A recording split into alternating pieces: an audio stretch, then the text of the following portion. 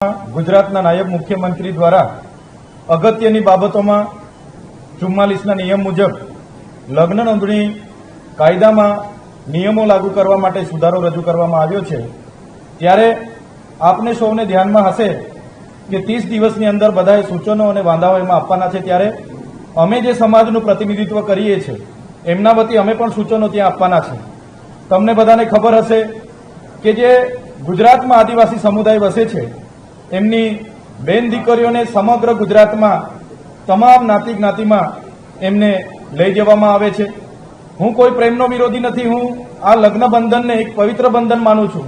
હું કોઈ જ્ઞાતિ જ્ઞાતિનો વિરોધી નથી, હું બધા સાથે બધાને સન્માન કરું છું। પણ જે પ્રકારે હજારો દીકરીઓ દર વર્ષે બીજા કોમ્યુનિટીમાં લઈ જવામાં આવે છે, એ દીકરીઓ એમની મજબૂરીનો પણ લાભ ઉઠાવવામાં આવે છે, એમની ગરીબીનો પણ લાભ ઉઠાવવામાં આવે છે અને ત્યાં લઈ ગયા પછી એમનો ઉપયોગ જે આદિવાસીઓને મળેલી અનામત રિઝર્વ બેઠકો પર ચૂંટણીઓ લડાવવા માટે કરવામાં આવે છે, એમનો ઉપયોગ 73 ડબલ એની જમીનો લેવા માટે કરવામાં આવે છે, એમનો ઉપયોગ હોટલો મોટલો પેટ્રોલ પંપો જે એસટીના નામે જાહેરાતો થાય છે એમાં પણ કરવામાં આવે છે, ખોટા જાતિના પ્રમાણપત્ર મેળવવામાં પણ કરવામાં આવે છે।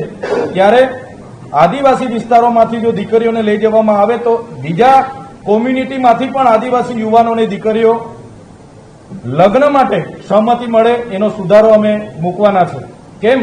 કેમ કે આદિવાસી દીકરીઓને તો બધા જ કોમ્યુનિટીના લોકો લઈ જાય છે, જ્યારે આદિવાસી દીકરો કોઈ બીજી કોમ્યુનિટીના દીકરીને લઈ આવે છે તો દુનિયા કરીને એ દીકરીને ફરી લઈ જવામાં આવે છે અને આદિવાસી દીકરા સાથે પરણવામાં નથી આવતી, જેના કારણે આજે આદિવાસી વિસ્તારોમાં પુરુષ અને સ્ત્રીના રેશિયામાં ખૂબ ઘટાડો છે।